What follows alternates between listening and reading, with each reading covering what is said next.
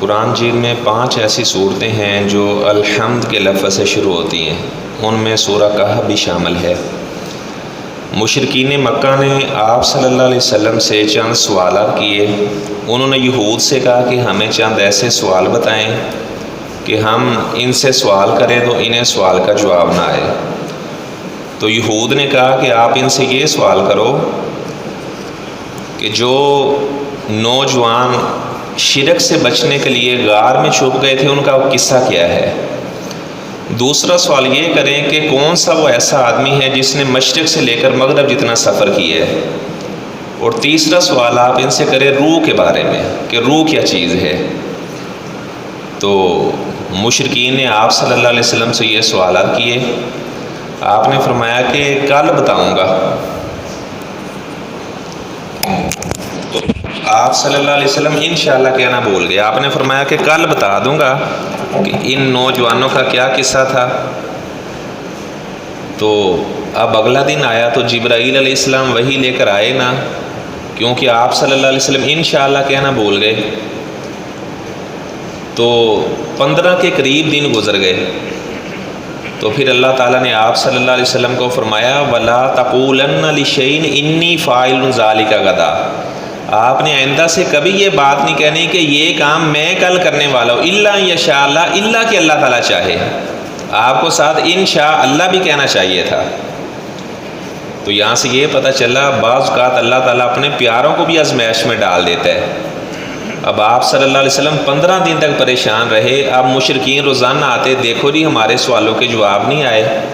تو اللہ تعالیٰ نے آپ صلی اللہ علیہ وسلم کو اس بات کی تنبیہ کی کہ آئندہ سے آپ نے کبھی یہ نہیں کہنا کہ میں ایسے کروں گا، ساتھ آپ نے کہنا ہے الا ان یشاء اللہ، اللہ کہ اللہ تعالیٰ چاہے، یعنی آپ نے انشاء اللہ یہ بھی کہنا ہے۔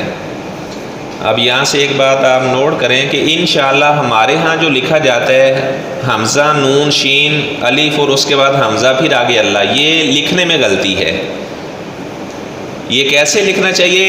حمزہ اور نون ان علیحدہ لکھنا چاہیے، شاء علیحدہ لکھنا چاہیے، آگے لفظ اللہ علیحدہ لکھنا چاہیے۔ یعنی اس میں معنی میں بہت زیادہ فرق ہے۔ اگر آپ نے اکٹھا لکھ دیا ہے اس کا معنی اور ہے، اگر آپ علیحدہ علیحدہ لکھیں گے ان کا معنی ہوتا ہے اگر، شاء کا معنی چاہنا، اگر اللہ نے چاہا تو، یعنی یہ اکٹھا لکھنا یہ درست نہیں ہے۔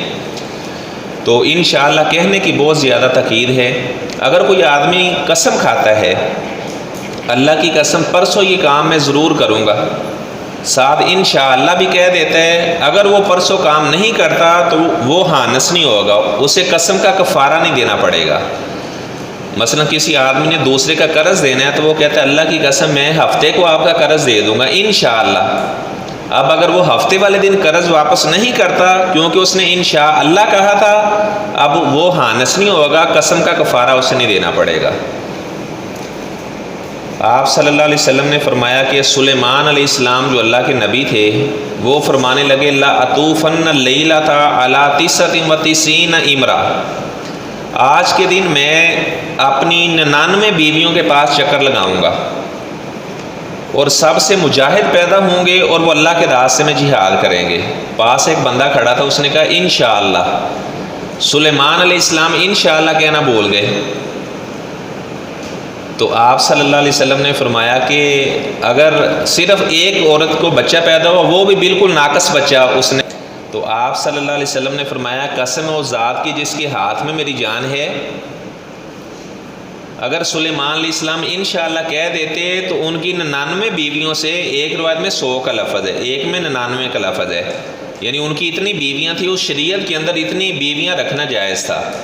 ہماری شریعت کے اندر عام مسلمان وہ 4 نکاح کر سکتے ہیں، آپ صلی اللہ علیہ وسلم کو زیادہ نکاح کرنے کی بھی اجازت تھی، اس میں سیاسی بھی حکمت تھی، شرعی بھی حکمت تھی۔ تعدد ازواج کا جو مسئلہ ہے وہ آگے انشاءاللہ کسی مقام پر میں اس کی بھی وضاحت کروں گا۔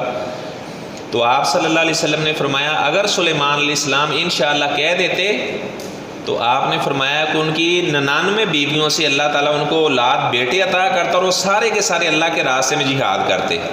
تو لہٰذا وہ انشاءاللہ کہنا بھول گئے تھے، اس وجہ سے صرف ایک ان کی بیوی کو بچہ پیدا ہوا، وہ بھی ناقص بچہ پیدا ہوا۔